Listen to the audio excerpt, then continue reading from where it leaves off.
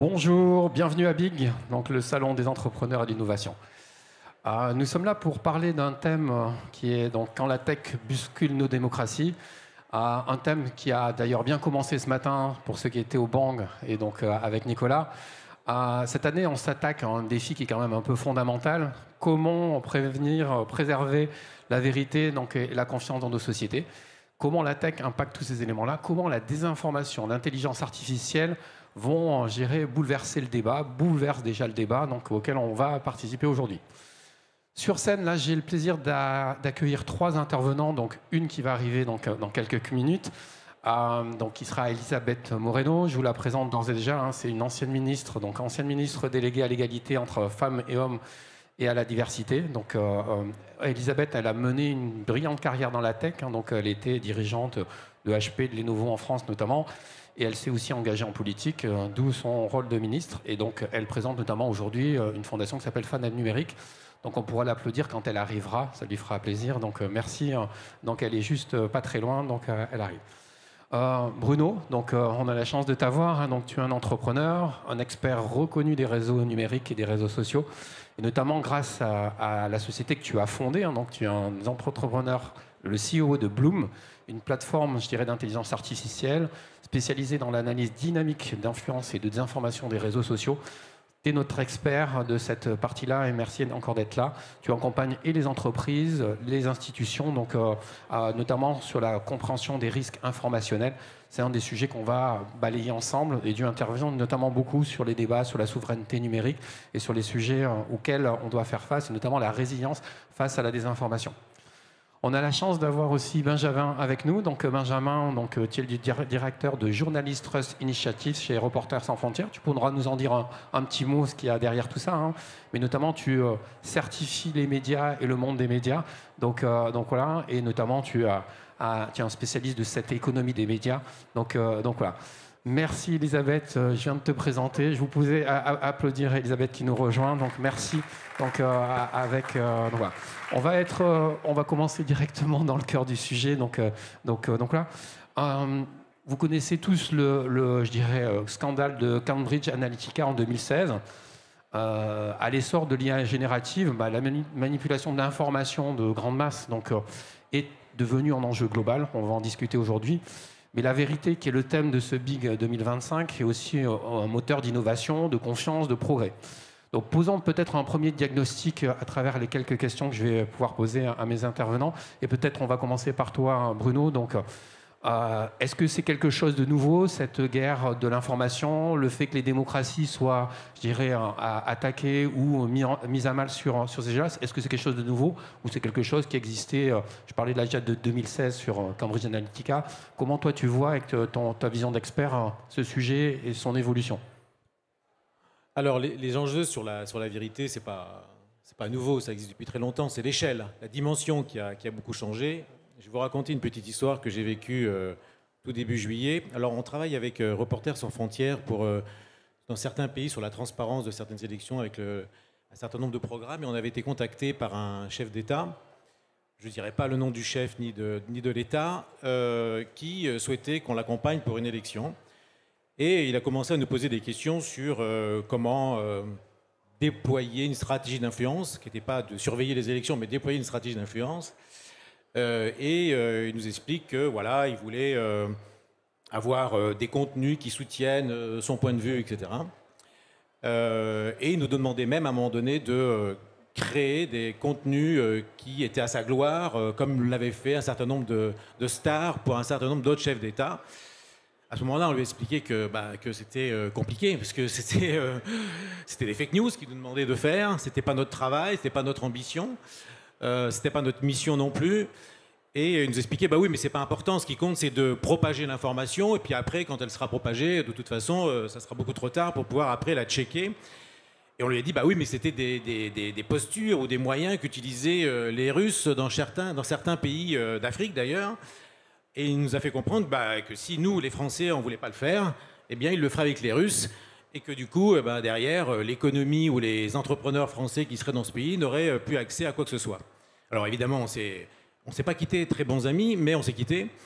Et ça vous donne l'ampleur aujourd'hui de la mission que se donne un certain nombre de dirigeants dans le monde pour accéder au pouvoir, et il est vraisemblable que les dictatures prennent de plus en plus de poids et que les démocraties se réduisent petit à petit si on n'arrive pas à faire face à cette dimension. Il y a environ 150 à 250, ça dépend des moments, millions de comptes qui diffusent de la désinformation chaque jour, avec environ entre 10 et 30% de comptes inauthentiques. Donc on est face à un système qui est extrêmement puissant. Il faut savoir qu'une information de type radical, qui est plus ou moins fausse, est une information qui va se propager 6 fois plus vite qu'une information vraie, et qui a 70% de chances de plus d'être propagée que si c'est une vraie information. Donc là, le phénomène est massif, très puissant et stratégique, puisque les enjeux d'un certain nombre de dirigeants politiques, qui sont quand même les principaux propagateurs de ce type de données, et de prendre le pouvoir grâce à ce type d'outils. Alors ce n'est pas forcément les algorithmes qui sont malsains, c'est la manière dont on les utilise qui fait que, évidemment, on va les mettre en place à son profit. On va manipuler l'information. Aujourd'hui, vous avez... les réseaux sociaux représentent entre 40 à 50% de la production mondiale de la donnée. Donc c'est colossal. Ça devient aussi un chiffre extrêmement important. Vous avez à peu près 70 à 80% des crises qui viennent des réseaux sociaux. Et donc du coup, vous avez on a face à nous un enjeu extrêmement important de protéger nos démocraties face à des moyens et des outils qui sont extrêmement, extrêmement forts. Et je le dis souvent, avant 2015, avant 2016, avant l'élection de Trump et l'affaire Cambridge Analytica, qui était l'utilisation de données privées et pas de données publiques, eh bien, il y avait 2,5 milliards de personnes dans les réseaux sociaux et finalement, on en parlait relativement peu. Et un jour, eh bien, des dirigeants politiques s'en sont emparés et on a eu de plus en plus de manipulations, de plus en plus d'outils qui sont utilisés comme des robots ou autres. Et je pense que, je ne sais pas s'il faut interdire les réseaux sociaux aux moins de 15 ans, mais parfois il faudrait interdire les réseaux sociaux à certains dirigeants politiques parce que je pense qu'ils sont à l'origine de beaucoup de désinformation. Donc, ce que je peux dire à ce stade, c'est que la dimension est importante. Vous avez eu l'année dernière 15 milliards d'images trafiquées par l'IA. Plus une IA est sophistiquée, plus on arrive à identifier la réalité de l'IA, en fait. Plus le contenu est cheap, plus il est difficile à identifier en termes de fausses ou vraies informations.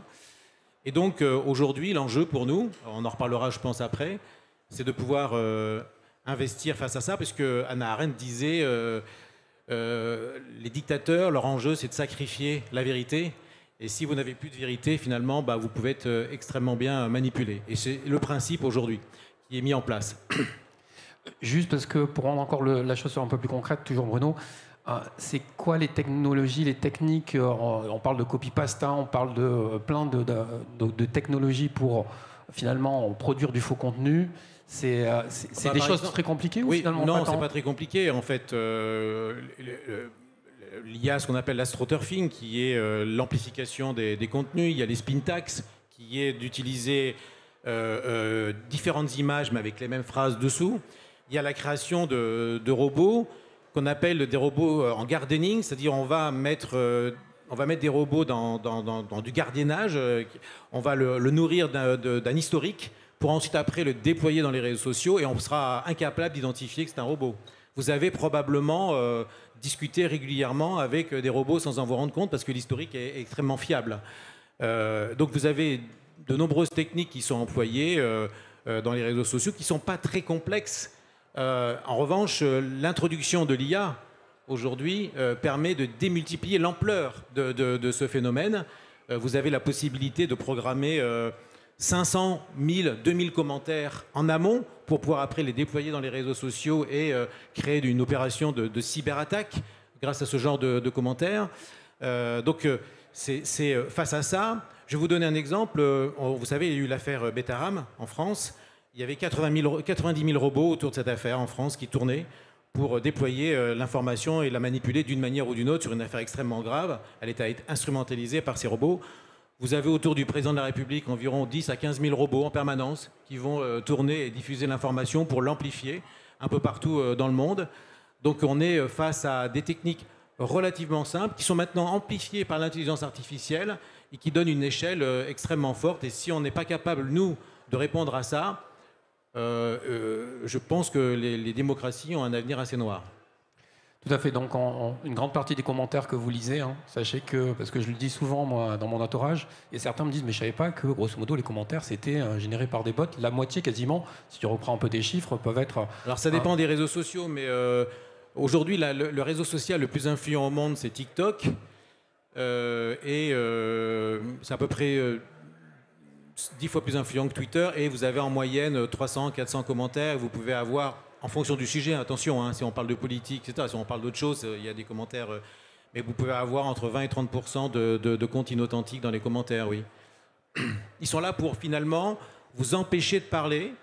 Ils sont là pour faire que votre vérité à vous passe en dessous de la ligne de flottaison, comme on dit, et faire que ce soit leur vision qui reste en haut des commentaires. Donc ils vont régulièrement en programmer et régulièrement les diffuser. L'enjeu pour nous, c'est de passer au-dessus, de faire, si possible, parfois... la même chose si c'est nécessaire. Tu as une question, Benjamin. Donc, tout ça, c'est drivé et opéré par une économie, l'économie des plateformes, donc, qui sont les moteurs. On parlait de TikTok, mais il y a toutes les plateformes autour de ces sujets-là. Quelle est, toi, ta vision sur cet état des lieux, grosso modo, ce diagnostic de l'information à l'heure des réseaux sociaux? Je pense qu'il faut creuser la question de la responsabilité des plateformes. C'est-à-dire que Bruno a très bien expliqué où est-ce que circule la désinformation. Il est aussi revenu sur l'intention de départ. Donc on voit qu'il y a une intention de départ qui existe en dehors des plateformes. Là, tout à l'heure, on parlait d'un exemple d'un politicien qui a envie d'être élu. C'est un exemple parmi tant d'autres. On peut parler de campagne électorale, mais on peut aussi parler de consommation courante, d'arnaque. On peut parler d'arnaque sur les questions de santé publique, sur les questions de finances. Donc les stratégies de désinformation, ou en tout cas les opérations de désinformation, sont aujourd'hui dans notre quotidien. Moi, j'ai un parallèle en fait assez simple. Quand on va dans un magasin au coin de la rue et que on y trouve tout un tas de produits de contrefaçon, le chef du magasin a probablement des problèmes à partir du moment où on s'en rend compte. Là, on est dans un monde un petit peu étrange où finalement on interroge finalement relativement peu la responsabilité des plateformes dans la circulation de la désinformation, puisque c'est là qu'elle se passe. Donc pour moi, les plateformes sont à la fois le véhicule, mais aussi les autoroutes de la désinformation. Et je pense qu'il va falloir aussi mettre en place des cadres qui permettent de limiter la vitesse, parce qu'on va beaucoup trop vite. Bruno le rappelait à l'instant. Est-ce que c'est normal que les contenus qui relèvent de la désinformation aient 70% de plus de chances d'être cliqués que les contenus de vraie information, en fait? On parlait des algorithmes, ils ne sont pas neutres. Ils sont absolument pas neutres. Ils sont faits avec une intention qui est qu'on doit rester le plus longtemps possible sur les plateformes. Et c'est très bien comme ça, c'est leur modèle économique, c'est comme ça qu'elles fonctionnent. Et là, je dirais qu'il y a une sorte d'alliance objective entre les algorithmes, la manière dont ils sont faits, et les codes qu'ont trouvé les propagandistes en général, les arnaqueurs de tout acabit, pour faire circuler leur contenu de manière à ce qu'ils aient un impact qui soit le plus viral, le plus massif, le plus puissant possible. Alors, est-ce qu'on doit se contenter de ça? Probablement pas.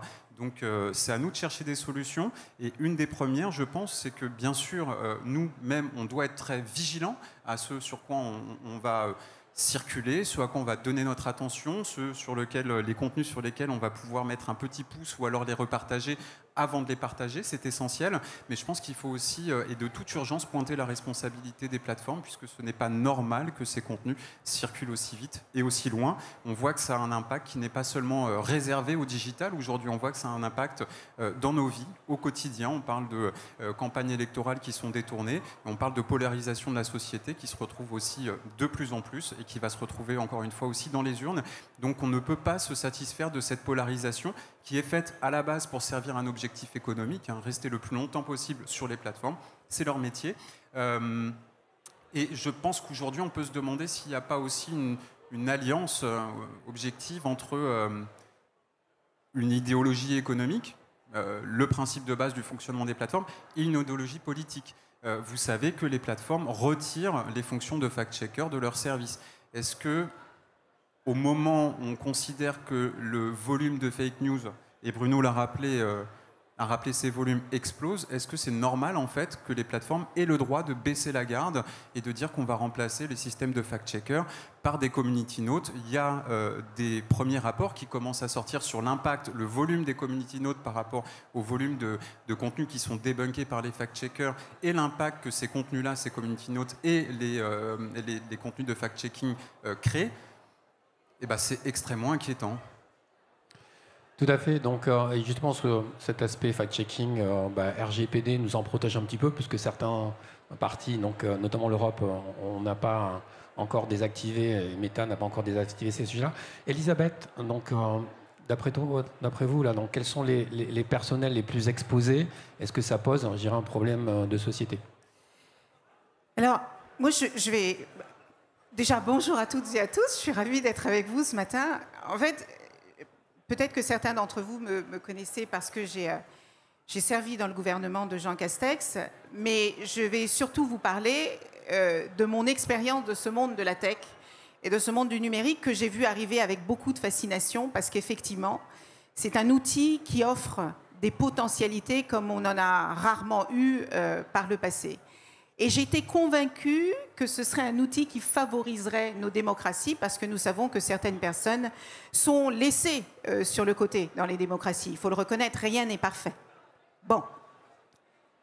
25 ans plus tard, parce que j'ai travaillé 25 ans dans le numérique, pour répondre à votre question, je dirais simplement que les populations les plus vulnérables face à ce qui se passe aujourd'hui, c'est 80% de la population. Et je n'exagère pas. Et dans ces 80%, vous avez nos aînés, nos parents, nos grands-parents, vous avez nos enfants qui sont nés dans les nouvelles technologies et qui donc pensent qu'ils les maîtrisent, alors qu'en fait, ils peuvent aussi en devenir les victimes. Et vous avez toutes les minorités, toutes les populations dites minoritaires, minorités raciales, minorités territoriales, minorités sociales. Si je développe, ceux d'entre vous qui avaient des parents un peu âgés, et vous remarquerez que ce qui rassemble en fait ces trois populations, en fait, ce sont des personnes qui sont en général vulnérables d'un point de vue cognitif, d'un point de vue social ou d'un point de vue culturel. Parce que c'est pas... En fait, elles ne sont pas vulnérables parce qu'elles ne savent pas utiliser les outils. Elles sont vulnérables parce qu'on ne leur apprend pas toujours comment décrypter ce nouveau monde dans lequel nous fonctionnons. Benjamin disait à l'instant, en fait, ça va tellement vite, et c'est ça, en fait, le piège des technologies. C'est que ça va tellement vite que même les personnes qui ont les capacités de comprendre sont totalement dépassées.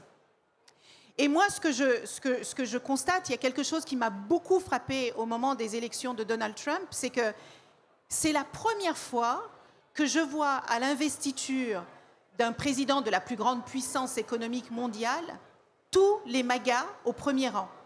Jusqu'ici, on avait l'habitude de voir d'autres chefs d'État. Et quand je parle de MAGA, ce n'est pas Make America Great Again, of course. Hein? On parle de Microsoft, de Apple, de Amazon, de tous ces patrons du monde technologique qui sont là et qui affichent leur volonté de diriger le monde. Et ça, c'est 20%, peut-être même 10% de la population, peut-être même 5%, et tous les autres suivent et essayent de rattraper ces transformations massives. J'en reviens à l'exemple de nos grands-parents. Moi, je connais des personnes âgées aujourd'hui qui sont très isolées, qui vivent seules, qui passent leur temps devant la télévision ou sur les réseaux sociaux. Ces personnes-là, si elles n'ont pas quelqu'un pour leur dire que les informations, elles ont été habituées à croire ce qu'elles voyaient à la télévision ou ce qu'elles lisaient de la part de certains journalistes. Moi, j'ai vu, lorsque j'étais en politique, des journalistes écrire des articles sur un tweet. Sur un tweet. Quand on sait que l'objectif principal des politiques, c'est de créer du buzz et de faire parler d'eux et de montrer qu'ils existent, et que donc ils sont prêts parfois à dire tout et n'importe quoi, et que vous voyez des journalistes reprendre un tweet pour écrire un article qui va atterrir entre les mains de personnes âgées qui ont eu l'habitude de croire ce qu'elles lisaient, vous imaginez le drame que ça peut créer. Aujourd'hui, les fake news sont devenues la nouvelle normale. Il y a des chefs d'entreprise, des industriels qui annoncent, qui font des communiqués de presse pour dire qu'ils viennent d'acheter une entreprise qui va faire des fake news parce qu'il faut bien combattre les Russes et les Chinois. Et on se dit, mais bon sang de bonsoir, on marche sur la tête. Et quand on voit la manière dont nos enfants, eux aussi, sont complètement happés par les réseaux sociaux. Moi, j'ai des jeunes adolescents, des jeunes adultes. Et je vois comment la communication a complètement changé par rapport à notre génération. Quand je discute avec ma fille qui rentre de l'école, qui jette son sac et qui se jette sur son lit et qui prend son téléphone et je lui dis mais qu'est-ce que tu fais? Elle me dit je parle avec mes copines et je lui dis mais vous venez de vous quitter. Mais oui, mais on ne se parle plus à l'école. Mais donc vous ne vous parlez plus et vous vous parlez de chez vous sur les réseaux sociaux. Et vous êtes donc en permanence soumis à toutes ces informations qui circulent et dont vous n'avez pas encore les capacités cognitives de déchiffrer le vrai du faux. Et pour finir, toutes les minorités. Vous avez bien remarqué que la plupart du temps, les personnes qui sont les plus attaquées sur les réseaux sociaux, ce sont les minorités. Les minorités raciales, les personnes LGBT, les femmes, mon Dieu, 50% de la population mondiale qui est considérée comme une minorité et qui se prend des shitstorms sur la tête en permanence et qui avale et qui recrache parfois sans s'en rendre compte ce genre d'informations. Donc en fait, on ne s'en rend pas compte, mais c'est nous-mêmes qui activons, qui favorisons la propagation de ces fake news parce que nous n'avons pas toujours la capacité de comprendre et de déceler le vrai du faux. Et c'est pour ça que la compréhension critique, savoir déceler une information, savoir l'analyser, savoir traiter et différencier le vrai du faux, pour moi, ça devient la valeur éducative la plus essentielle de notre époque. Très clair, donc on voit que l'esprit critique, c'est quelque chose qui doit encore se développer. Justement, Benjamin, côté média, comment tu vois cet esprit critique dans la gestion de l'information et posé dans le débat public? Comment ça évolue aussi? En fait, l'esprit critique, alors, on peut toujours avoir une critique sur les médias, bien sûr. On dit très souvent les médias avec un L majuscule, un M majuscule. En fait, il y a toute une pluralité, une diversité de médias. Et en fait, chez Reporters sans frontières, c'est ça qu'on chérit. C'est la diversité, la pluralité des médias qui fait que tout à chacun, même si c'est plus difficile, y compris les minorités, peuvent trouver des sujets d'information qui vont les toucher, qui vont leur parler. Ensuite, la question qui se pose, c'est est-ce que, une fois que ces contenus sont produits, est-ce qu'ils sont visibles? Est-ce qu'ils sont accessibles par les grands publics? Est-ce qu'on peut y avoir accès relativement facilement? Et c'est là qu'on tombe sur cette question toujours centrale, en fait, dans la question de la vie des médias. Et quand je parle de vie des médias, c'est vraiment à 360. Accessibilité à l'audience, le fait que les contenus puissent être accessibles, c'est aussi se rendre visible d'audiences qui sont nouvelles et qui passent 80% de leur temps sur les plateformes. C'est-à-dire qu'aujourd'hui, sur un site Internet, 80% de votre audience, sur un site Internet d'information, 80% de votre audience va venir des réseaux sociaux et des moteurs de recherche. Donc nous, en tant que médias, ou les médias doivent en permanence s'adapter à ces nouvelles contraintes algorithmiques, ces nouvelles contraintes de format, investir massivement pour continuer à travailler avec leur code, leur méthodologie, leur déontologie, pour investir de nouvelles plateformes, être présent, rencontrer de nouvelles audiences et pas être sorti du jeu où essayer de revenir dans le jeu, puisqu'on voit qu'on est très très dépendant de tiers. Et sur ces tiers, j'en ai parlé à l'instant, les plateformes, on s'est demandé pendant très longtemps si les médias et les plateformes étaient partenaires de business, est-ce qu'ils étaient des apporteurs de trafic, ou alors est-ce qu'on est en concurrence directe sur l'attention, sur les audiences. Je pense qu'aujourd'hui, c'est très très clair, chacun veut essayer de garder le trafic pour soi, donc on est en concurrence massive, les médias sont en concurrence massive et directe, déjà entre eux, ce qui est nouveau avec Internet, puisque vous savez que alors, ça peut sembler assez lointain, mais il y a encore seulement 15 ans, on avait un rythme de consommation de l'information qui était très lié à son support. On consommait la radio quand on était dans la voiture ou dans sa salle de bain. On consomme le journal quand on est dans le métro ou au bureau quand on a cette chance, ou le soir en revenant chez soi. Les magazines plutôt pour le week-end. En fait, toutes ces maisons de médias qui étaient chacune en concurrence sur un temps d'attention différent dans l'espace d'une semaine, en fait, se retrouvent en concurrence frontale. Ça veut dire des investissements qui sont d'information gigantesque si chacun veut rester dans la course à l'audience. Alors, parfois, ça peut amener à des compromis, voire même à des compromissions. On se dit que l'information va trop vite. La technologie le permet, c'est très très bien. Je ne sais pas si vous avez déjà entendu parler d'un bélinographe. Si ce n'est pas le cas, je vous invite à regarder ce que c'est sur Internet. Sur l'INA, il y a un magnifique sujet sur les bélinographes.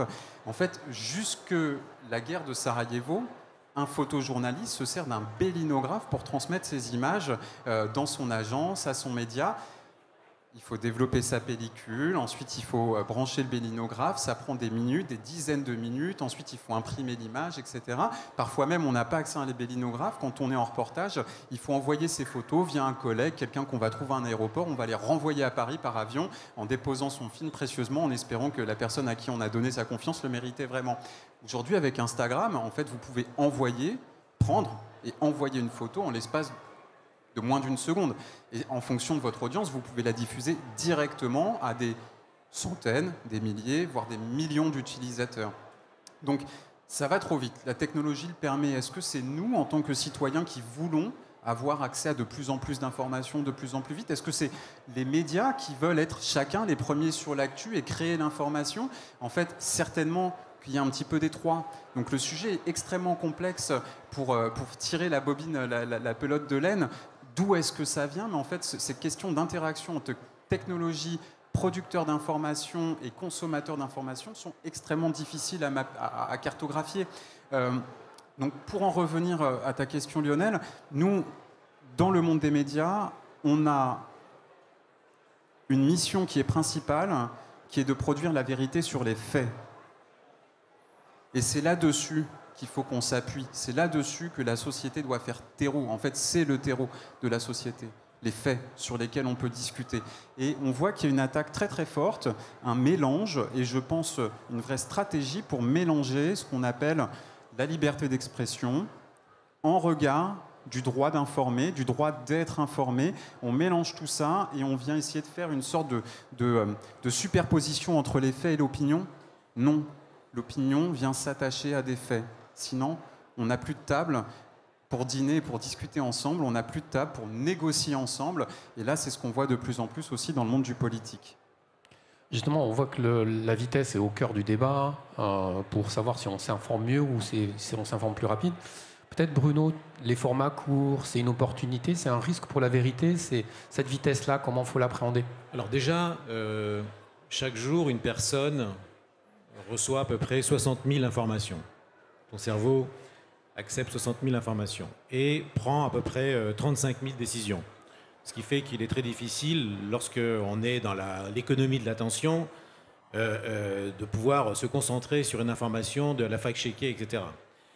C'est pour cette raison qu'il y a une radicalité de l'information, parce que la plupart des dirigeants qui veulent, ou des militants, qui veulent imposer leur vision du monde, savent qu'il y a peu d'attention pour le faire, et donc ils vont radicaliser leurs propos. L'évolution qu'on constate aujourd'hui, c'est qu'il y a une nouvelle autorité qui émerge. On a fait une étude assez profonde sur le 10 septembre, l'événement du 10 septembre encore récemment, mais on l'a vu dans d'autres attaques récentes. Il y a une nouvelle autorité qui émerge parce qu'elle est rapide, elle peut permettre de fact-checker facilement, elle est disponible, notamment sur Twitter, c'est Grok. C'est-à-dire que quand on fait un graphe, on essaie de positionner quelle est la nouvelle autorité du graphe qui va permettre de bien comprendre qui influence qui, vous trouvez Grok au milieu. Parce que systématiquement, et de plus en plus, vous avez dû le voir, mais c'est massif, hein, Grok est utilisé pour checker une information, pour valider, voire parfois tenter de biaiser l'information, et on remarquera que c'est assez subtil parce qu'il ne se laisse pas avoir par certains messages. Et donc, face à, je dirais, la volonté d'identifier la vérité ou pas, la réaction du grand public, la réaction du citoyen, la réaction des militants aujourd'hui aussi, est d'aller demander à Grok si cette information est vraie ou fausse. Vous imaginez qu'en plus des réseaux sociaux, arrive une nouvelle puissance d'influence qui sont les intelligences artificielles, qui viennent s'imposer. Donc, évidemment qu'un certain nombre de spécialistes de la politique ou de la propagande se disent « mais je vais d'abord influencer les IA avant d'aller directement influencer les réseaux sociaux, puisque de toute façon, ils vont fact-checker le contenu à travers les IA. » Et donc, on est rentré dans un système circulaire de la désinformation, qui est encore plus terrible que ce que vous avez raconté jusqu'à maintenant, c'est qu'on va essayer d'influencer la source. ce qu'on appelle une autorité dans les réseaux sociaux, c'est la source. Alors avant, c'était le monde académique, c'était les journalistes, etc. Aujourd'hui, ça va devenir l'IA elle-même. Et c'est pour cette raison, probablement, qu'Elon Musk, en rachetant Twitter et en associant Grok à Twitter, il a décidé d'avoir une stratégie d'influence mondiale par rapport à ça. Donc, si on ne comprend pas ces phénomènes, on va être totalement dépassé. D'ailleurs, pour information, les plus grands diffuseurs de fake news ont plus de 60 ans en moyenne. Juste pour dire, parce que c'est eux qui passent le plus de temps sur les réseaux sociaux pour regarder les informations. Juste pour remettre quelques données spécifiques. Donc on est face à ce phénomène-là. Et ce que je regrette, moi, souvent, d'ailleurs, c'est que l'ensemble, l'espace culturel et technologique européen, français aussi, donc, n'a pas de réseau social. C'est très difficile de réguler le monde entier avec de plus en plus de technologies, de plus en plus d'investissements et de puissance, alors que nous-mêmes, nous n'avons pas, c'est comme si on n'avait pas de médias. Et à chaque fois que je dis ça, de toute façon, on me dit oui, c'est dommage, mais bon, voilà, puis après, on passe à autre chose. Mais c'est quand même extrêmement grave comme situation, parce que ça sera très difficile de défendre nos démocraties si on n'a pas nos propres réseaux. Alors, je ne sais pas qui, comment, quel investissement, parce que c'est des investissements importants, mais ça passe probablement aussi par cette capacité à s'équiper de notre propre réseau pour pouvoir avoir de l'influence, pour pouvoir après dire on va interdire en moins de 15 ans telle ou telle chose. En tout cas, chez nous, c'est ce qu'on va faire. Vous voyez ce que je veux dire? Et donc, je pense que ça, c'est aussi un sujet extrêmement important dans lequel, je crois, il y aurait des beaux projets à développer. Alors merci, là on a bien posé le diagnostic, vous avez vu c'est un peu lourd, donc c'est un peu rare, mais comme on est à Big, on est là pour essayer de trouver des solutions. Et je propose du coup de passer à la deuxième partie, effectivement, que j'espère sera encore plus positive. Donc comment on passe à l'action, comment on peut faire concrètement pour restaurer et gérer cette confiance et défendre la vérité autour de ces sujets-là. Elisabeth, au niveau des politiques publiques, est-ce qu'il y a une solution? Est-ce que c'est la régulation? C'est la souveraineté numérique? C'est autre chose? Donc, grosso modo. Et est-ce qu'on évoquait l'IA? Est-ce que c'est justement pas l'IA est à la fois un point qui en devient majeur, mais qui aussi peut être une solution pour faire ces autorités de confiance, donc voilà, y compris d'ailleurs dans nos entreprises? Mais bien sûr, et en fait, c'est vrai que c'est anxiogène, hein, la manière dont on présente un peu tout ça, mais puisqu'on parle du sujet des démocraties, et de manière générale, nos démocraties sont mises à mal. Moi, ce que j'aime quand même à rappeler, c'est que l'IA, le numérique, les technologies, ce ne sont que des outils. Ne reportons pas sur les outils nos responsabilités humaines. Parce que tout ça, finalement, c'est une question de confiance. Et la raison pour laquelle la confiance ou le manque de confiance circule sur les réseaux, c'est parce que nous la diffusion sur les réseaux, à commencer par les leaders eux-mêmes. Parce que si vous vous appelez Marie-Pierre, que vous habitez à Fourmies, dans le nord de la France, personne ne va regarder votre fake news. Les fake news qui circulent le plus sont celles qui viennent de nos leaders politiques et économiques. Et puisqu'ils ont brisé la confiance pour de multiples raisons, ce manque de confiance se diffuse finalement dans les réseaux sociaux, dans les IA, etc., etc. Donc il ne faut pas nous dédouaner de nos responsabilités individuelles et collectives. Et quand je dis individuelles, le truc tout bête de recevoir une information et d'avant de la diffuser dans notre communauté pour faire des likes et faire réagir, c'est de se dire, mais c'est quoi ma responsabilité? C'est peut-être de vérifier l'information que je vais diffuser.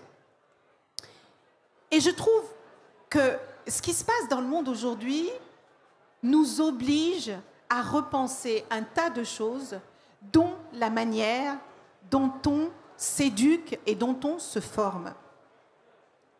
Parlons d'IA et de notre jeunesse. Moi, j'ai parfois le sentiment, pour avoir accueilli souvent des jeunes en stage dans les entreprises dans lesquelles j'ai travaillé, j'ai le sentiment que l'éducation nationale n'est pas encore consciente des enjeux qu'il y a derrière le numérique et l'intelligence artificielle et qu'elle forme notre jeunesse comme nous le faisions dans la période des 30 Glorieuses. Tout va bien, le monde est en lumière, tout se passe bien. Mais ce n'est pas ça la réalité. Quand vous entendez un professeur aujourd'hui dire à un élève « Je t'interdis d'utiliser ChatGPT, si jamais je m'en rends compte, je te sanctionnerai avec une note », mais C'est illusoire de croire que nos gamins ne vont pas utiliser ChatGPT pour aller plus vite sur un devoir. Je pense qu'il faut adapter nos méthodes d'enseignement à la réalité du monde dans lequel on vit aujourd'hui. Et former notre jeunesse sur l'intelligence artificielle, ce n'est pas les former comme on le faisait sur Word et Excel. Je crois que c'est vraiment développer au moins 3 compétences essentielles. C'est évidemment les compétences techniques, c'est les compétences critiques et ce sont les compétences éthiques. Parce qu'à force de rejeter la faute sur l'autre, en fait, on n'avance pas du tout. La responsabilité de l'utilisation des outils technologiques et numériques aujourd'hui, elle est individuelle et elle est collective. Moi, je suis scandalisée quand je vois, vous en avez probablement entendu parler, le suicide d'un streamer online. La société ne pouvait pas être poursuivie en France parce qu'elle n'a pas de base juridique en France. Mais enfin, de quoi on parle? Quand on voit les photos de ce pauvre professeur Paty circuler sur le net pendant des longues minutes et qu'on ne peut pas rendre responsables les plateformes qui laissent diffuser ces choses, mais c'est d'un drame absolu. Donc, développer ces nouvelles compétences qui n'étaient pas urgentes avant, aujourd'hui, pour moi, c'est absolument essentiel. Est-ce qu'il faut apprendre à utiliser l'intelligence artificielle? Oui, mais pas seulement en tant qu'outil, c'est en tant que moyen de communiquer, de travailler, de s'informer et tout ce qu'on peut voir autour de ces nouveaux outils. Et ce n'est pas de fermer les yeux en se disant « ça va finir par s'arranger » parce qu'effectivement, je suis tout à fait d'accord avec toi. C'est extrêmement difficile d'aller donner des leçons quand nous-mêmes, on n'a pas développé nos propres outils et qu'on n'est pas capable d'utiliser nos propres pare-feux pour faire face à ce qui est en train de se passer. Donc d'un côté, c'est une opportunité de faire différemment de tout ce que nous avons fait jusqu'à aujourd'hui. D'un autre côté, peut-être qu'on a pris un peu de retard et qu'il est temps qu'on se réveille de manière allègre. Justement, Benjamin, sur la formation, et la formation quelque part à l'information. Est-ce qu'on a quelque chose à faire? Et bon, par exemple, l'éducation aux médias, est-ce que ça marche? Est-ce qu'il faut le développer? En fait, c'est vrai que Pardon, parce qu'on disait que cette deuxième partie serait certainement beaucoup plus optimiste que la première. Je dois rebondir sur le précédent commentaire d'Elisabeth. En fait, en France, on a le Clémy. Et en discutant avec d'autres pays, le Clémy nous est envié dans beaucoup de pays européens et dans beaucoup de pays dans le monde. Donc ce système, cette agence qui chapeaute l'éducation aux médias et à l'information, qu'on appelle l'EMI dans notre jargon. Et donc en France, on a la chance d'avoir le Clémy qui donne des cours, qui organise les cours d'éducation aux médias depuis des dizaines d'années. On a de l'avance là-dessus et pourtant même cette avance en termes d'éducation ne nous permet pas de lutter efficacement contre les fake news. Il faut être très réaliste là-dessus. D'abord pour une raison d'âge.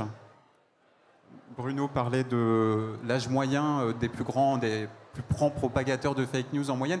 Ces gens-là, les seniors, les gens qui sont dans l'emploi, les gens qui sont en dehors de l'emploi, comment est-ce qu'on fait pour les éduquer aux médias et à l'information alors qu'effectivement, ils sont sur les plateformes directement exposés? On pense à nos jeunes, en fait, c'est peut-être les plus éduqués aujourd'hui, justement, pour être alerte, pour discerner, parce qu'ils baignent là-dedans en permanence. Donc c'est peut-être eux qui ont aujourd'hui le plus les codes pour se poser des questions avant de cliquer sur retweeter ou sur partager.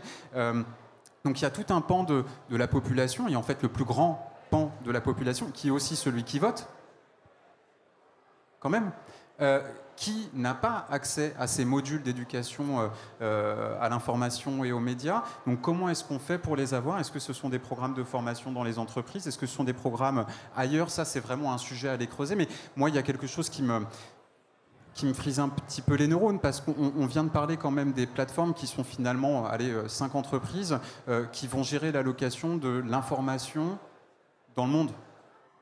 C'est aussi simple que ça. 80% des gens qui s'informent, qui vont sur les sites internet des médias, viennent des plateformes. On peut dire que 5 entreprises dans le monde gèrent l'allocation du trafic vers les médias dans tous les pays du monde. On parle de centaines de milliers de sources à travers tous les pays du monde.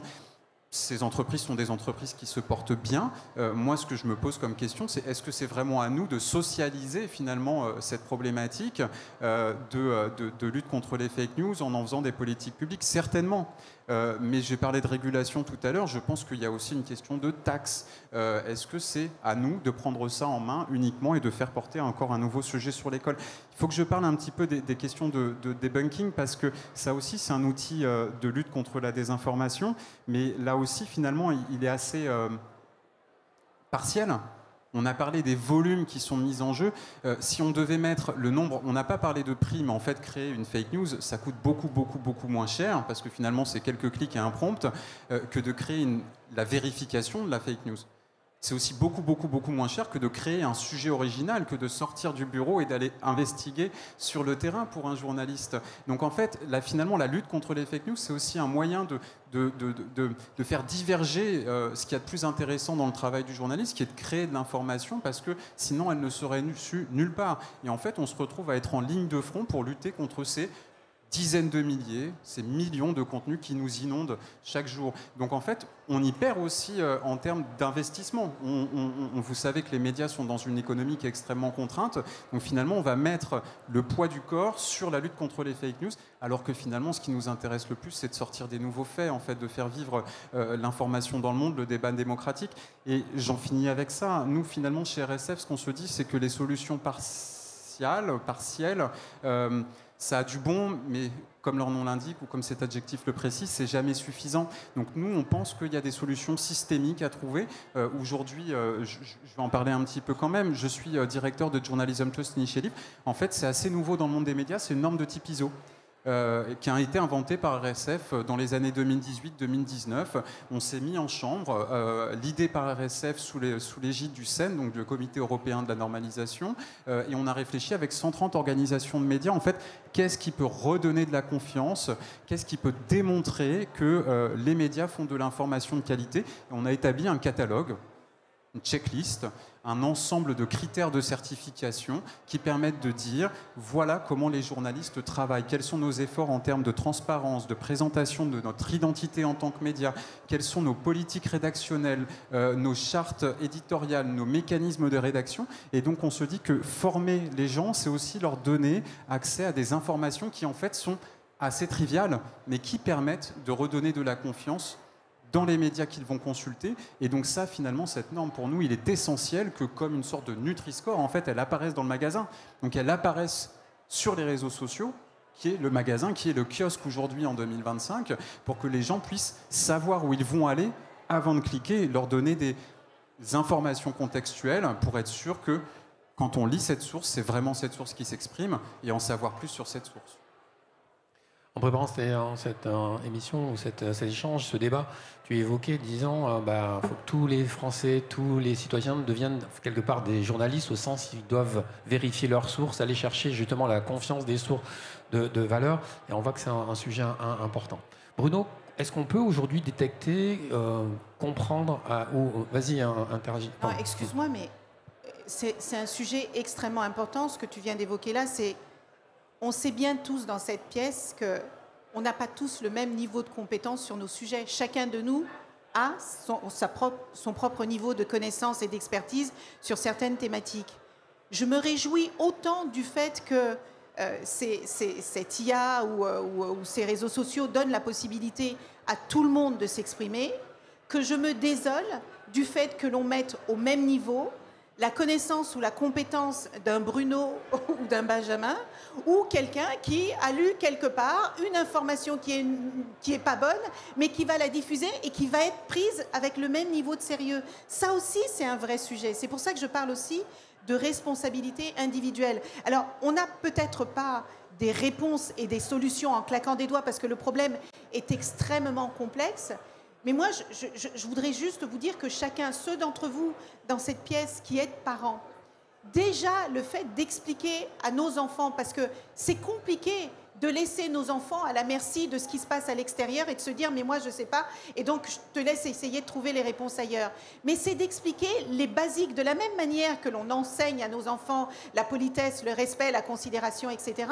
C'est de dire que le monde virtuel n'est pas bien différent du monde réel. Alors qu'on fait cette distinction, quand on voit qu'il y a de plus en plus de jeunes qui se suicident parce qu'ils sont harcelés sur les réseaux sociaux, les enfants n'ont pas toujours conscience du mal qu'ils peuvent faire, que ce soit dans la vie réelle ou que ce soit dans la vie virtuelle. Donc c'est pour ça que je disais tout à l'heure qu'il y a une question de rééducation, de nouvelle formation.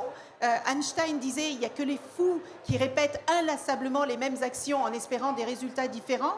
Ben, nous, ça fait, je crois, à peu près 20 ans qu'on répète les mêmes actions et on croise les doigts très fort pour que les résultats soient différents. Il n'y aura pas de miracle. Justement, comme on est toujours à chercher des solutions, Bruno, est-ce qu'on a les moyens effectivement de détecter, de comprendre, d'agir sur cette désinformation, je dirais, voire peut-être remonter jusqu'aux sources de cette désinformation? Alors, quel est le prix de la démocratie, finalement? Qu'est-ce qu'il faut faire? Qu'est-ce qu'il faut investir pour pouvoir défendre nos valeurs? La première chose qu'il faut comprendre, c'est qu'il faut rentrer quand même dans l'ère de la riposte. Il y a beaucoup d'analyses, beaucoup d'actions, d'études qui vont vous raconter ce qui s'est passé, etc. Mais raconter ce qui s'est passé, pourquoi il y a eu une ingérence étrangère, c'est très intéressant, mais c'est trop tard. Donc il faut anticiper. Ce qu'on appelle d'ailleurs souvent dans notre jargon de faire du pré-bunking, plus que maintenant le debunking. C'est-à-dire essayer d'être présent dans les réseaux sociaux pour anticiper l'éventuelle arrivée d'une fake news, etc. Donc il faut savoir pré-bunker. C'est 10 fois plus efficace le pré-bunking que le debunking. Donc ça veut dire, dans un premier temps, qu'il faut que les démocraties apprennent à riposter. Je vais vous donner 2 exemples. Que faisons-nous en ce moment pour informer les Russes, les citoyens russes, qu'il y a des ingérences étrangères en Roumanie, en Estonie, etc. Parce qu'on sait très bien que cette action est faite pour déclencher de notre part une réaction et après dire aux citoyens russes, regardez, l'OTAN nous a attaqués. Si vous ne faites pas l'information en pré-bunking avant, vous arrivez à cette conclusion très rapidement. Quel est le pré-bunking qui est fait aussi aux États-Unis pour expliquer que Trump est en train de se faire balader par Poutine, par le Kremlin? De dire, parce qu'on sait très bien que c'est évidemment, je dirais, une façon d'influencer ces prises de décision. Donc il faut qu'on apprenne à riposter, à être présent dans les réseaux sociaux, à être en permanence en train de défendre nos valeurs, etc. Alors, si on fait une comparaison chiffrée, les moyens qui sont investis en France pour la désinformation, la guerre informationnelle sont estimés, j'ai vu ça il n'y a pas très longtemps dans le grand continent, à peu près entre 30 et 35 millions d'euros. Les Russes investissent... On peut les citer, c'est Viginum, c'est un... Oui, mais c'est nous aussi d'ailleurs. Bien sûr. Et donc il n'y a pas que... Il y a à la fois des entités, parce que comme on est à la BPI, à la fois des entreprises privées qui le font et des entreprises publiques. Et c'est ensemble qu'on essaie de faire des choses comme on le fait avec RSA. Donc il y a à peu près 30-35 millions d'euros. En face, si je prends que les Russes, c'est à peu près 2 milliards. Donc on est sur un rapport de 1 à 100 entre les investissements pour défendre nos valeurs, les investissements qui sont faits par les Russes, alors pas en France simplement, mais on le voit bien en Afrique ou autre.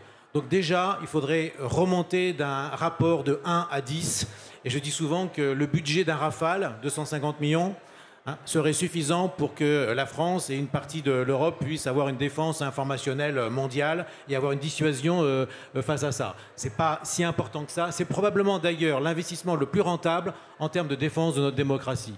Donc je pense que cet investissement-là est nécessaire, avec probablement une coordination un peu meilleure au niveau des États.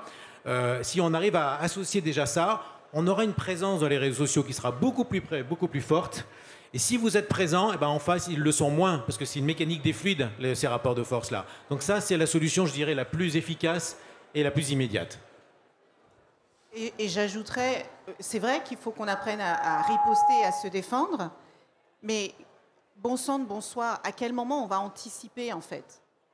Parce que le vrai sujet, c'est qu'on anticipe... Je parlais bien d'anticiper. Oui, riposter, voilà. On emploie le terme de riposter, voilà. Mais l'enjeu c'est de faire du pré-bunking, c'est-à-dire d'anticiper la montée des... Si vous n'anticipez pas dans les réseaux sociaux, vous n'avez aucune chance. Donc en fait, le pré-bunking, c'est avant le risque, c'est avant que la crise arrive, il faut pouvoir anticiper. Ça, c'est la méthode la meilleure. Et c'est là-dessus, en fait, l'Europe...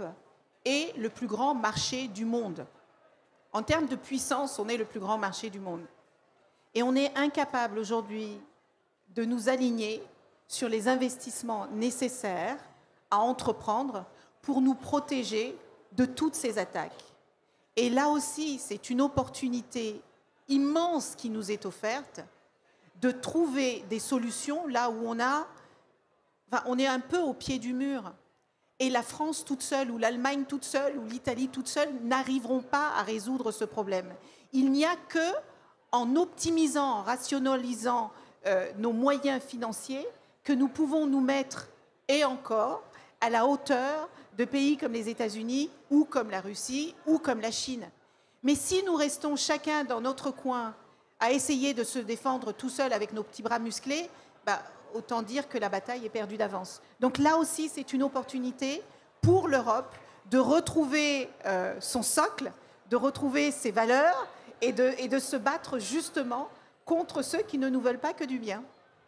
Justement, en Europe, il y a un des premiers pays qui a été fortement attaqué qui s'appelle la Lituanie, dans lequel ils ont monté j'appelle ça une société civile, donc de réserve citoyenne, hein, qui, à la fois en termes d'éducation avec des jeux éducatifs, et à la fois aussi de la mobilisation opérationnelle, parce que c'est des gens qui sont dans cette réserve citoyenne, qui sont là pour lutter contre la désinformation et qui sont équipés d'outils.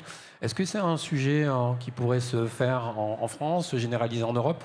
Votre vision, peut-être à tous les trois, et j'ouvre la question au débat.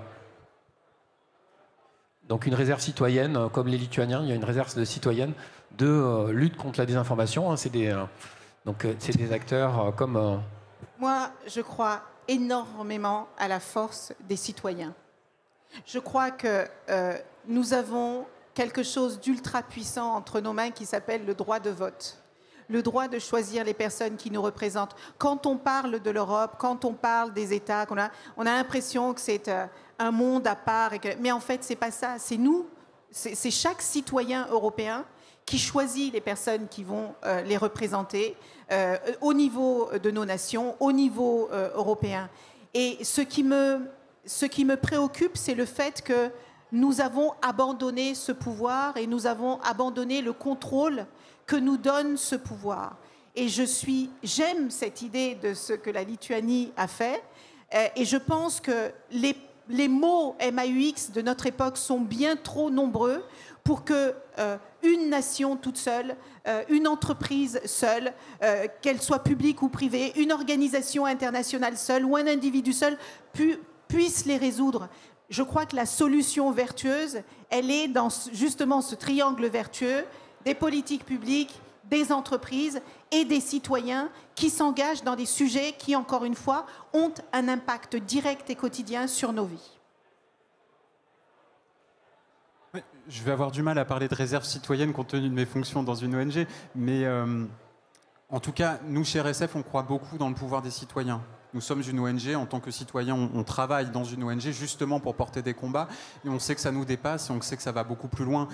Donc effectivement, on pense que c'est aux citoyens de s'éduquer, de prendre ces enjeux vraiment en compte. Est-ce que c'est vraiment à nous de lutter contre ça au quotidien? Là, moi, je reviendrai encore une fois, vous savez maintenant que c'est ma marotte sur la question de la responsabilité des plateformes.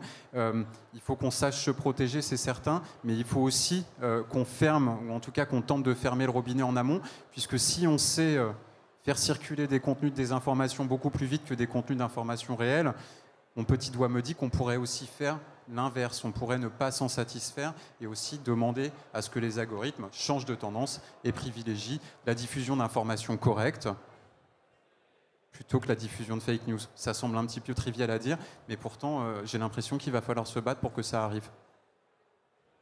Et l'une des batailles, mais c'est la bataille économique. J'en reviens à notre responsabilité individuelle. Si chacun et chacune d'entre nous décidait des outils que nous utilisons, en fait, ces plateformes, elles n'existent que parce qu'elles ont des clients. Moins elles ont de clients, moins elles peuvent faire de mal. Donc, encore une fois, les politiques, évidemment, ont leurs responsabilités, les entreprises ont les leurs, mais nous avons aussi, au-delà de la possibilité de choisir nos représentants, on a un pouvoir économique que parfois, on n'utilise pas à la hauteur de ce que nous pourrions faire. On va conclure, il nous reste, on va après prendre quelques questions sur les 5 dernières minutes. Peut-être un mot de conclusion. qu'est-ce qu'on peut faire et comment vous voyez cet avenir un peu positif? Est-ce qu'on peut... C'est une réponse individuelle, c'est une réponse collective, c'est une réponse des entrepreneurs, c'est une réponse, je dirais, de notre société? Comment on se sort, je dirais, donc de la désinformation pour garantir une démocratie encore plus vivante à l'avenir?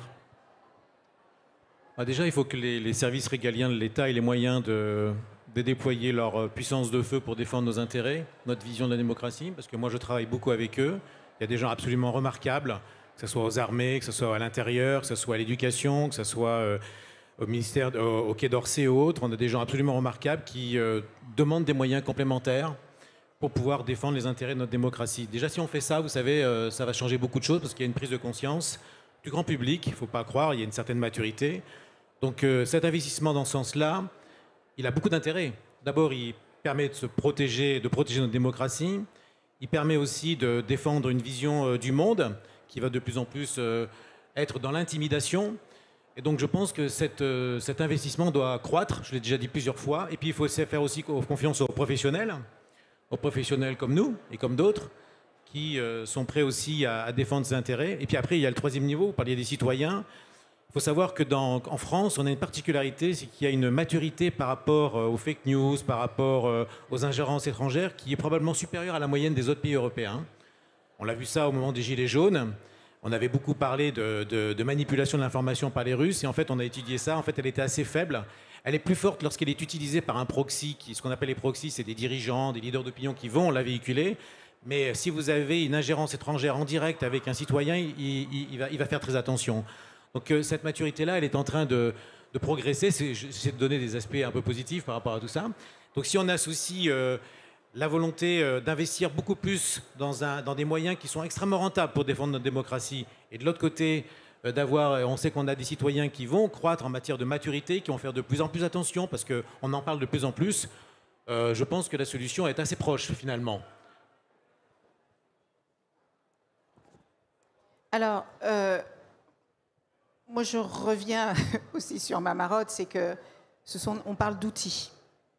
On parle d'outils, et comme tout outil, nous devons nous responsabiliser sur l'utilisation de ces outils.